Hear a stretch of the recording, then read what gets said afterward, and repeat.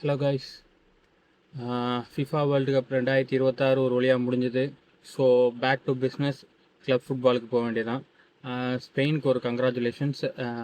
அதுவும் ரொம்ப ஸ்பெஷலான கங்க்ராச்சுலேஷன்ஸ். ஏன்னா அர்ஜென்டினாவை வந்து 2வது வேர்ல்டு கப் தொடர்ச்சியாக ஜெயிக்க விடாமல் தடுத்ததுக்கு அது மனசுக்கு எவ்வளவு நிறைவாக இருக்குங்கிறது ஒரு ரியல் மேட்ரிட் ஃபேனாக, ஒரு கிறிஸ்டியானோ ரொனால்டோ ஃபேனாக எக்ஸ்பிளைன் பண்ண முடியாதுன்னு நினைக்கிறேன். சரி, ஓகே. இப்போது கிளப் ஃபுட்பாலில் இங்கிலீஷ் ப்ரீமியர் லீக் கிளப்ஸ் வந்து ஆல்ரெடி ப்ரீ சீசனுக்கு ப்ரிப்பேர் ஆகிட்டுருக்காங்க. ப்ரீ சீசன் வந்து ஆல்ரெடி அவங்க வந்து இண்டோர் ட்ரைனிங் கேம்ஸ் விளாட ஆரம்பிச்சிருக்காங்க. செல்சி வந்து ஜாபி அலான்சோவை நியூ கோச் அப்பாயின்ட் பண்ணதுலேருந்து ஃபஸ்ட் டைம் அவர் வந்து இப்போது ஒரு 10 நாளைக்கு முன்னாடி தான் சார்ஜ் எடுத்துக்கிட்டாரு. ஒரு ட்ரைனிங் கேம் விளாண்டதா நியூஸஸ் இருக்குது. அதை விட பெரிய விஷயம் என்னென்னா, ஜாபி அலான்சோவை நாங்கள் எந்த அளவு சப்போர்ட் பண்ணுறோம் அப்படிங்கிறத காட்டுறதுக்காக செல்சி வந்து ஒரு சூப்பர் டீல் சைன் பண்ணியிருக்காங்க. அதாவது அஸ்டன் வில்லாலேருந்து இங்கிலீஷ் மிட்ஃபீல்டர் மார்கன் ராஜர்ஸை 117 மில்லியன் ஈரோஸ்க்கு வந்து அவரை சைன் பண்ணியிருக்காங்க. இந்தியன் வேல்யூவில் பார்த்தீங்கன்னா தோராயமாக ஒரு 1285 கோடி ரூபாய் வரும்னு நினைக்கிறேன். அந்த ஒர்த்து அந்த மணிக்கு மார்கன் ராஜர்ஸ் ஒர்த்தா அப்படின்னு நிறைய டிபேட்ஸ் போயிட்டுருக்கு. என்னை பொறுத்த வரைக்கும் ட்ரான்ஸ்ஃபர் மார்க்கெட்ஸ் வந்து இப்போ ரீசெண்ட் டைமாகவே ரொம்ப இந்த மாதிரியான ஹெவி எக்ஸ்பென்சஸ் வந்து தவிர்க்க முடியாததாக மாறிட்டுருக்கு. செல்சியே எடுத்துக்கிட்டிங்கன்னா, செல்சி இந்த நியூ மேனேஜ்மெண்ட் வந்ததுக்கப்புறம் 2 பிளேயர்ஸுக்கு வந்து 100 மில்லியனுக்கு மேலே போயிருக்காங்க. ஃபர்ஸ்ட் வந்து என்சோ ஃபெர்னாண்டஸ், செகண்ட் வந்து கெய்சேடோ. 2 பேருக்குமே ரைவல் பண்ண கிளப்ஸை பீட் பண்ணுறதுக்கு தான் அந்த பிட் வந்து கூட்டிகிட்டே போச்சு. என்சோ ஃபெர்னாண்டஸ் வந்து லிவர்பூல், யுனைடெட் இந்த மாதிரி எல்லா டீமோட லிங்காக இருந்தப்போ செல்சி மேனேஜ்மெண்ட் என்ன பண்ணாங்கன்னா, பென்ஃபிகாலே போய் தங்கி என்சோ ஃபெர்னாண்டஸை வாங்காமல் நாங்கள் இங்கேருந்து வெளில போக மாட்டோம் அப்படிங்கிற ஒரு முடிவு எடுத்து என்சோ ஃபெர்னாண்டஸை வாங்கிட்டு இருந்தாங்க. அவரும் 120 மில்லியனா சம்திங் லைக் தட் அந்த அமௌண்ட்டில் வாங்கினாங்க. அதுக்கப்புறம் கெய்சேடோ அப்படி தான். லிவர்பூல் விசஸ் செல்சி தான் அந்த பேட்டில். அதுலேயும் செல்சி ஜெயித்தாங்க. இப்போது என்சோவும் கெய்சேடோவும் செல்சியோட மிட்ஃபீல்டு கோர். அவங்க 2 பேர் இல்லாமல் செல்சி மிட்ஃபீல்டு வந்து 2 சீசனாக இன்னும் ஆல்ரெடி ஒன்றும் பெருசாக செய்யலை. பட் இதையும் விட மோசமாக விளாட்றதுக்கான வாய்ப்புகள் இருந்திருக்கும். இன்றைக்கி அவங்க 2 பேரும் டைட்டில் வைஸ் அந்த ஸ்பெண்ட் பண்ண அமௌண்ட்டை வந்து ஜஸ்டிஃபை பண்ணாட்டியும் அவங்களோட பெர்ஃபார்மன்ஸுக்கு அவங்களுக்கு கொடுத்த அமௌண்ட் வந்து ஜஸ்டிஃபையபிள் தான் என்னை பொறுத்த வரைக்கும். மார்கன் ராஜர்ஸுக்கு ஏன் 117 மில்லியன் ஜஸ்டிஃபையபிள்னு சொல்கிறேன்னா, மார்கன் ராஜர்ஸ் வந்து ஃபர்ஸ்ட் ஆஃப் ஆல் 23 வயசு தான் ஆகுது. யங் பிளேயர், இன்னும் கெரியர் பீக்கை டச் பண்ண வேண்டிய ஃபிசிக்கல் பீக்கை டச் பண்ணுறதுக்கே இன்னும் 3-4 வருஷம் ஆகும். அதுக்கு மேலே அவர் ஒரு English national plus premier league experienced. So அவரோட வேல்யூ இப்போ வந்து 70 to 80 மில்லியன் அப்படின்னா, இந்த 3 கேட்டகரிக்காகவே அவரோட வேல்யூ வந்து ஒரு 30-40 மில்லியன் அதுலேருந்து கூட தான் செய்யும்.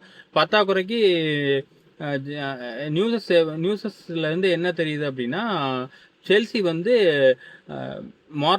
மார்கன் ராஜர்ஸை ஹைஜாக் பண்ணியிருக்காங்க. யார்கிட்ட இருந்துன்னா, டைட்டில் வின்னர்ஸ் அர்சனல் கிட்ட இருந்துன்னு. ஸோ அந்த மாதிரியான ஒரு ட்ரான்ஸ்ஃபர் பேட்டிலுக்குள்ளே போகிறப்போ இந்த மாதிரி ஹெவியாக பே பண்ணுறதுங்கிறது வந்து தவிர்க்க முடியாத விஷயம். இதுலேருந்து ஒன்றே ஒன்று செல்சி பண்ணணும்னா, இந்த ஸ்பெண்ட் பண்ண மணிக்கான ப்ரெஷரை அந்த பிளேயர் மேலே கொடுக்காமல் இருக்கணும். அது மட்டும் தான் போர்ட் சைட்லேருந்து செய்ய வேண்டிய காரியம். அதுக்கப்புறம் செல்சிக்கு அப்புறம் வந்து லிவர்பூல் வந்து செல்சி ஜாபி அலான்சோ அப்பாயிண்ட் பண்ணி ஒரு வாரம்க்கு அப்புறம் தான் மேனேஜர் அர்னே ஸ்லாட்டை சாக் பண்ணாங்க. புது மேனேஜர் அண்டோனி இரையோலா வந்திருக்காரு. அவர் எப்படி அவங்க என்ன லிவர்பூல் சைட்லேருந்து என்ன ஜஸ்டிஃபிகேஷன் கொடுக்குறாங்கன்னா, ஏன் ஜாபி அலான்சோக்கு போகாமல் இரையோலாவுக்கு போனோம் அப்படிங்கிறதுக்கு. இரையோலா வந்து அந்த கிளாப்போட செட்டப்பை அப்படியே கன்டினியூ பண்ணுறதுக்கு கேப்பபிளான மேனேஜர், மோர் தென் ஜாபி அலான்சோ அப்படின்னு அவங்க சொல்கிறாங்க. ஏன்னா ஜாபி அலான்சோவை கூப்பிட்டு போனால் அவங்களோட சிஸ்டம் சேஞ்ச் பண்ண வேண்டியிருக்கும். இரையோலாக்காக சிஸ்டமை பெருசாக சேஞ்ச் பண்ண வேண்டியதில் சின்ன ட்வீக் பண்ணால் போதும் அப்படின்னு லிவர்பூல் சைட்லேருந்து நிறைய பேர் பேசுகிறாங்க. இது எந்த அளவுக்கு ஒர்க் அவுட் ஆகும் அப்படிங்கிறத சீசன் ஆரம்பித்து ஒரு 20 கேம் போனால் தான் சொல்ல முடியும். அஃப்கோர்ஸ் அர்னே ஸ்லாட் வந்து வந்த மொதல் சீசனே டைட்டில் அடித்தார். ஸோ இரையோலாட்ட இருந்தும் என்ன சொல்கிறது, டைட்டில் எதிர்பார்க்காட்டியும் இந்த டாப் 4க்கான ஃபைட் கண்டிப்பாக இருக்கும். டாப் 4ல் லிவர்பூல் ஃபினிஷ் பண்ணுறதுக்கான சான்சஸ் ஜாஸ்தி. அதுக்கப்புறம் அர்சனல் வந்து இந்த சீசன் என்னன்னு தெரியல, இன்னும் ட்ரான்ஸ்ஃபர் மார்க்கெட்டில் ஆக்டிவ் ஆகலை. அஃப்கோர்ஸ் டைட்டில் ஜெயிச்சிருக்காங்க, பல என்னது 2 டிக்கெட் நினைக்கிறேன், 20 வருஷத்துக்கு அப்புறம் டைட்டில் ஜெயிச்சிருக்காங்க. அதனால அவங்க கொஞ்சம் நிதானமாக ட்ரான்ஸ்ஃபர் பிஸ்னஸில் இறங்கலாம்னு நினச்சிட்டு இருப்பாங்க. இருக்கலாம், அதில் ஒன்றும் தப்பு இல்லை. ஏன்னா அவங்க ஆல்ரெடி நல்ல பேக்கப்ஸ், நல்ல ஃபர்ஸ்ட் ஸ்குவாடு, அதுக்கு நல்ல பேக்கப் ஆல்ரெடி வச்சுருக்காங்க. டீமும் நல்ல செட்டில்டாக இருக்குது அர்டெட்டா கீழே. ஸோ அதனால் அவங்க வந்து இதுலேருந்து பெருசாக சேஞ்சஸ் பண்ண வேண்டிய அவசியம் இருக்காதுன்னு தான் நினைக்கிறேன். பட் ஆனால் மார்கன் ராஜர்ஸ்க்கு அவங்க போயிருக்காங்க. அதனால தான் செல்சி அந்த டீலை வந்து இவ்வளவு ஹெவியாக பே பண்ணி முன்னாடியே முடிச்சாங்கன்னு சொல்கிறத அந்த நியூஸ்லேருந்து பார்க்குறப்போ ஆர்சனல் வந்து ட்ரான்ஸ்ஃபர் மார்க்கெட்டில் வில்லிங் டு ஸ்பெண்ட் அப்படி மாதிரி தான் தெரியுது. ஸோ அவங்கள்ட்ட வந்து இன்னும் ட்ரான்ஸ்ஃபர் மார்க்கெட் முடிகிறதுக்குள்ளே ஏதாவது ஒரு நல்ல சைனிங் எதிர்பார்க்கலாம். மான்செஸ்டர் சிட்டியை பொறுத்த வரைக்கும் எகெயின் அவங்க வந்து பெப் கார்டியோலா வெளில போயிருக்காரு. கிட்டத்தட்ட அதாவது ஒரு சகாப்தம் பெப் கார்டியோலா இங்கிலீஷ் பிரீமியர் லீக்ல அதை முடிச்சு வச்சுட்டு, பட் என்ன கடைசி சீசனில் எந்த டைட்டிலும் ஜெயிக்கல. பட் ஓகே, ஆல்ரெடி போதும் அப்படிங்கிற அளவுக்கு ஜெயிச்சிட்டாரு. அதனால அவரை நல்ல மரியாதையோடு அனுப்பி வச்சுருக்காங்க. அதே ஃபார்முலா, அதாவது பெப்போட சேம் ஃபார்முலாவை ஃபாலோ பண்ணுவார்னு சொல்லி என்சோ மரஸ்காவை சைன் பண்ணியிருக்காங்க. அஃப்கோர்ஸ் மரஸ்கா வந்து ரொம்ப ஒரு பிரில்லியண்டான மேட்ச். ஃபார்மர் செல்சி கோச், எங்களோட கோச் தான். நல்லா தான் இருந்தது. First season club world cup, conference cup ஜெயிக்கிற வரைக்கும் நல்லா தான் இருந்தது. பட் அடுத்த சீசன் அவர் நிஜமாலுமே சிட்டி போகணுங்கிறதுக்காக செல்சி மேலே கான்சென்ட்ரேட் பண்ணாமல் விட்டாரா, இல்லை செல்சி போர்டு வந்து அவரை சரியாக பேக் பண்ணலையா அப்படின்னு சொல்ல முடியலை. ஏன்னா அவர் வந்து சிட்டி ஜாப் வரும் அப்படிங்கிறக்காக நான் சிட்டி ஜாபுக்காக செல்சி ஜாபை ரிசைன் பண்ணேன் அப்படிங்கிறதே இப்போ தான் சொல்கிறாரு.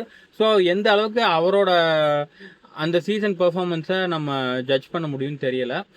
பட் என்சோ மரஸ்கா மான்செஸ்டர் சிட்டியில் நல்லா பெர்ஃபார்ம் பண்ணுவார் தான் நினைக்கிறேன். டைட்டில் ஜெயிக்க மாட்டார் என்னை பொறுத்த வரைக்கும். அதுக்கு கொஞ்சம் டைம் ஆகும், ஒரு சீசன் 2 சீசனாவது ஆகும். பட் ஆனால் டாப் 4ல் ஃபினிஷ் பண்ணுவாங்க. Manchester United for the first time வந்து மைக்கேல் கேரிக்கை ஃபுல் டைம் கோச்சாக அப்பாயிண்ட் பண்ணுறாங்க. இதோட அதாவது போன சீசனோட சேர்த்து 2 டைம் கேர்டேக்கர் மேனேஜராக இருந்திருக்காரு. பட் இந்த டைம் வந்து லாஸ்ட் டைம் வந்து அவரை கேர்டேக்கர் மேனேஜராக வச்சுருந்து அப்படியே அனுப்புனாங்க. இந்த டைம் வந்து ஃபுல் டைம் கோச்சாக ஒரு சான்ஸ் கொடுக்குறாங்க. இந்த கேர்டேக்கர் மேனேஜர்ஸ் வந்து ஃபுல் டைம் கோச்சஸாக வர்றப்போ அது ஒரு டிஃப்ரெண்ட் ஃபீல், அது ஒரு டிஃப்ரெண்ட் லெவல். அந்த லெவலில் மைக்கேல் கேரிக் எந்த அளவுக்கு செயல்படுவாருங்கிறத நம்ம பொறுத்து தான் பார்க்க முடியும். அஃப்கோர்ஸ் மான்செஸ்டர் யுனைடெட் ஃபேன்ஸை கேட்டால் ரொம்ப சந்தோஷமாக இருப்பாங்க. ஏன்னா லாஸ்ட் டைம் இதே மாதிரி தான் மைக்கேல் கேரிக் வந்து அவரோட கேர்டேக்கர் பீரியடில் நல்லா தான் பண்ணார். பட் ஆனால் அவரை சாக் பண்ணி புது கோச்சை கொண்டு வந்து அதில் சொதப்பி யுனைடெட்டை பற்றி சொல்லவே வேண்டியதில்லை, வெறும் சொதப்பல் மட்டும்தான் கடந்த ஒரு 20 வருஷமாகவே, except Jose Mourinho period. But ஆனால் ஜோஸ் மரினோ அவங்க வந்து சொதப்பி தான் வெளில அனுப்புனாங்க. அதே மாதிரி தான் இப்போது அடுத்தடுத்த மேனேஜர்ஸை ட்ரை பண்ணதும் இப்போ வந்து கடைசியாக மைக்கேல் கேரிக் அந்த பொறுப்பை கொடுக்குறாங்க. அது எந்த லெவலில் அவர் செய்வாருங்கிறதையும் பொறுத்து தான் பார்ப்போம். கிளப் ஃபுட்பால் வந்து அதுவும் இங்கிலீஷ் பிரீமியர் லீக் ஆரம்பிக்கிறதுக்கு முன்னாடியே நல்ல எக்ஸைட்மெண்ட்டோட போய்கிட்டுருக்கு. சீசன் போக யார் அந்த டாப் 4க்குள்ளே ஃபினிஷ் பண்ணுவாங்க அப்படிங்கிறது இன்னும் நல்லா தெரியும். யார் டைட்டில் கண்டென்ட் பண்ணுவாங்கங்கிறதும் இந்த வருஷம் ரொம்ப ஆர்வமாக இருக்குது. ஏன்னா செல்சிக்கு வந்து யூரோப்பியன் காம்படிஷனே கிடையாது, ஈவன் கான்ஃபரன்ஸ் கப் கூட விளாட்ல. ஸோ ஒன்லி பிரீமியர் லீக் மட்டும் தான் அவங்களோட கண்டென்ஷனாக இருக்கும். ஆர்சனல் சொல்லவே வேணாம், டைட்டில் ஜெயிச்ச கெத்தில் வருவாங்க. டைட்டில் டிஃபெண்ட் பண்ணுறதுக்காக எப்பயும் இல்லாத அளவுக்கு சண்டை போட ரெடியாக இருப்பாங்க.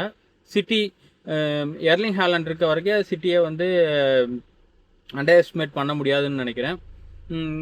அதுக்கப்புறம் லிவர்பூலும் மான்செஸ்டர் யுனைடெடும் அவங்க 2 பேரும் எந்தளவு, அதாவது புது மேனேஜர்ஸுங்கனால எந்தளவு பண்ணுவாங்க அப்படிங்கிறது சீசன் ஆரம்பித்தா தான் தெரியும். பார்க்கலாம். தேங்க்யூ.